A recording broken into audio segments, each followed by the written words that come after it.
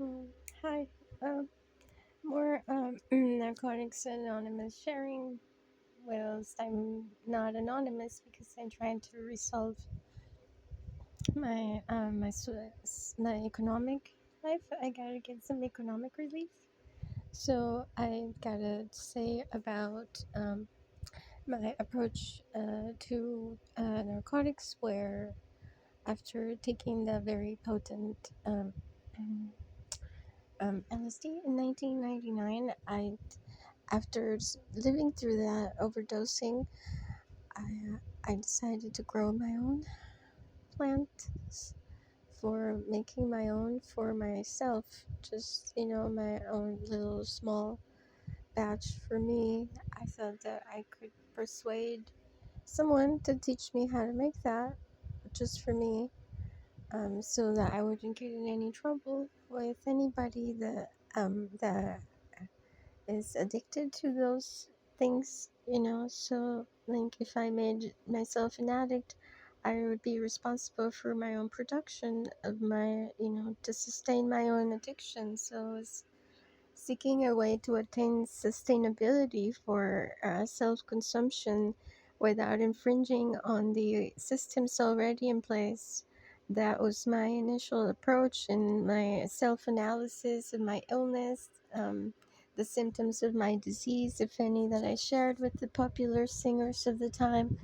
So, in plotting to go very, like, against the norm, because they wanted me to disregard um, um, the topic due to the problems that the good effects of the medicine creates for the society here. Their lack of ideas on how to cope with the situation that led me to think that I must first really raise my own plants from a spot of earth that others didn't have conflict, where they would say that I have the right to grow my own for myself.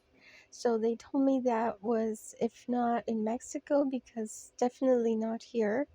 They said maybe in Mexico I could persuade some of my fellow nationals to look at things my way. So I looked that up. There were 7 states where narcotics were permissible back in 1999, or maybe 8. Um, so now I gotta say these things. I'm not sure why. So while being here, after taking that very potent LSD experience, I like analyzed the topic thoroughly before taking the first taste of um, yeah, because I was thinking of my disease. I had faced death. I had faced death. I conscientiously made the choice to possibly completely die. Those nights dying of dancing after the first night, the, the following 3 nights, I was possibly, yeah, going to just be just feel the rave of living until that kills me, because there's no other alternative at, at that time back then. So every time I lived, I had the hugely renovated appreciation for being alive, for being able to breathe without my brain getting confused as to how to breathe properly.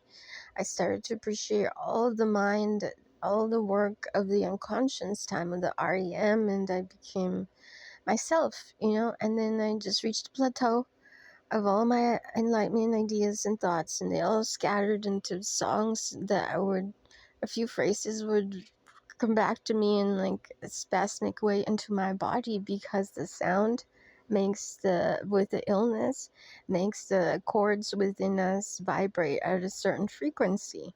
And so in the treatment and treating ourselves with Mother Earth's things that we process in what ways feels better to us, we found the connection from the sound into an ill body, that without the substance present in the body, with the simple uh, predictable pattern that the nervous system and the fluid within us makes those undulations. Even a little bit of thought makes movement in the body. At times when I've been very ill, only a little bit of thought, like a tiny word in the brain, would make my esophagus, my down there below the stomach region, below the esophagus, abdominal cavity, the lower abdominal cavity, feel intense pain because I was poisoning myself with the wrong foods, pretty much. Excess gluten was the worst. Also, something very bad in rice. Anyway, aside from that, but actually, that is all together. See, the disease, the treatment of disease, substance control, substance balance, substance growth, production, distribution, justice, liberty, had to not self-harm nor harm anybody else, had to be a productive, self-sustaining member of the planet, so all these thoughts just were in me. And then I became pregnant, and so I set aside that little bit off-gridish venture, because in a way, I would either have to, like, if somehow they made me stay in USA, and I'd have to plan after I'm 18 and free to leave my parents' house, because if I ran away in the past or got in trouble, they didn't deport me nor jail me. They sent me to a psych order back to my parents' house. They say I could not leave USA until I'm 18. So I stayed put with all my plans on hold about what to do physically myself. And so this family, thought that, oh, congratulations, you're a young mother. So then, oh, I'm all mother now. And so in my motherly ways, I became like I became very much in love with my baby. And so I started the forever quest. Now suddenly I was not suicidal. Suddenly I wanted to live forever. I wanted to still pursue my interest in narcotics to enhance our life experience while we're alive now. And then I ended up believing in the Bible about paradise and then the afterlife and all of that. And so from there, I thought that, oh, I won't have any more restrictions from the low-minded folk that put restrictions on what is good for us, because they're imperfect. So was waiting on Yahweh to solve that conundrum, and so I just stayed put, not doing anything except, as others have witnessed my life be.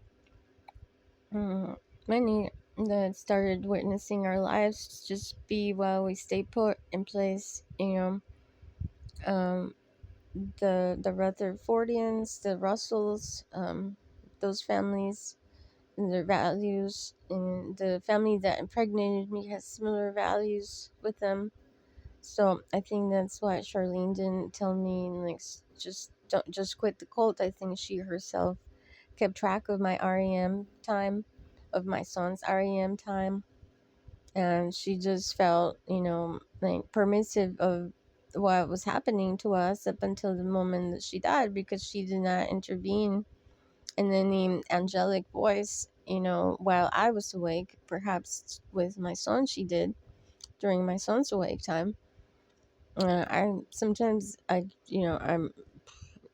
think she might still be alive. I'm so senseless that people could be born and die without me sensing them, unless there's physical evidence of their death. I am aloof to the facts, so I'm, like, sad that some people aren't capable, strong-minded enough to think themselves away from the suicidal moments in life, because I'm a soul that has been bound to feel, those ideations.